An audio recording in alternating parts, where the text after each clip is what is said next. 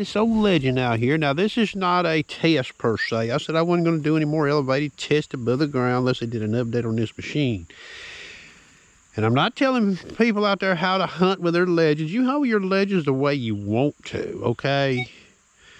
But let's do a little thinking here. Would it be a safe bet to say find in a site that's been there the longest has the highest odds of being masked?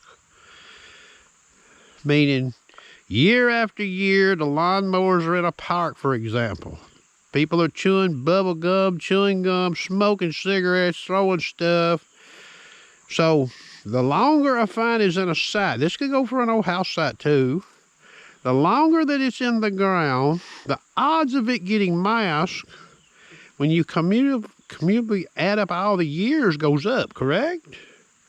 A recent drop has less odds of being masked. Does that make sense?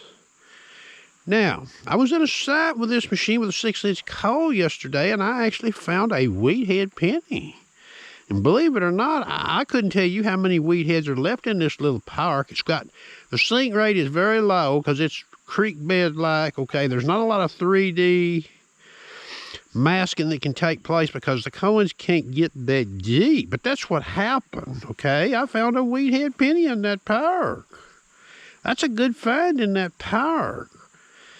And so this video here, what I'm going to do is I'm going to show you, I've got a piece of can slaw. Now, that's not the same one I used yesterday. I cut me off another piece, okay? And I've got a clad dime down on this board here, okay? And like I said, I'm not telling you how to use your legend detector. You use it the way you want to use it. Some people may find this interesting, okay? So say you go into the park and you're going to hunt melty wet, okay? And you're swinging along. And you see that meter right there, pop 43, 45. Well, that's high conductor, okay? That could be an old zinc and penny laying down there.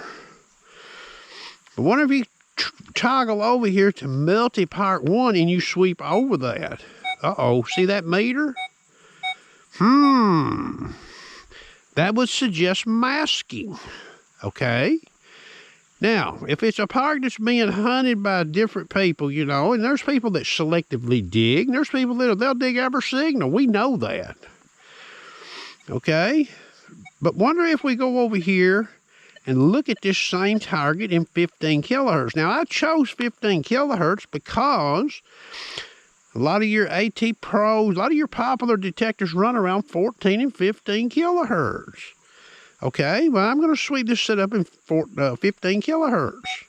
You see that meter? Look at there.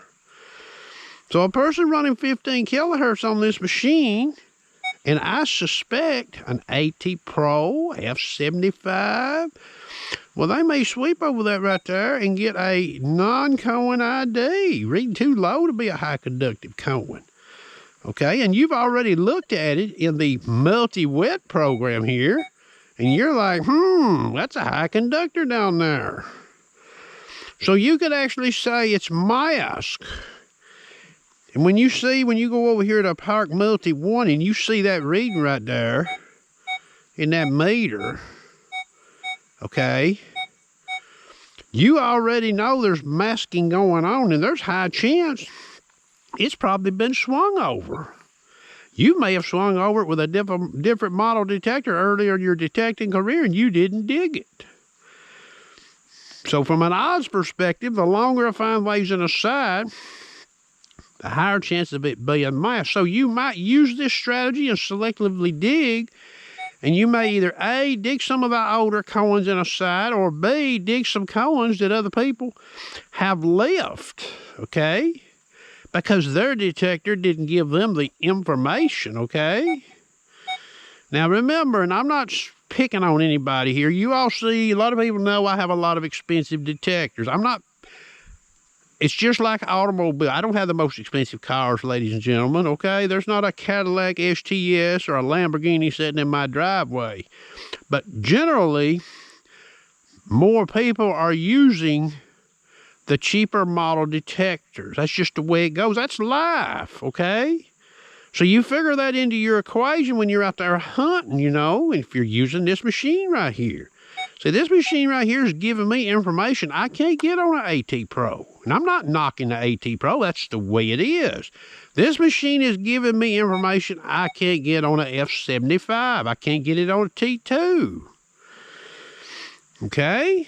Just can't do it. So, you know, use this as a tool if you choose. I've been doing it, okay? And I told the story what happened to me yesterday on that side. I dug my oldest find was the find that was in the most disagreement between Park Multi 1 and Beach Wet.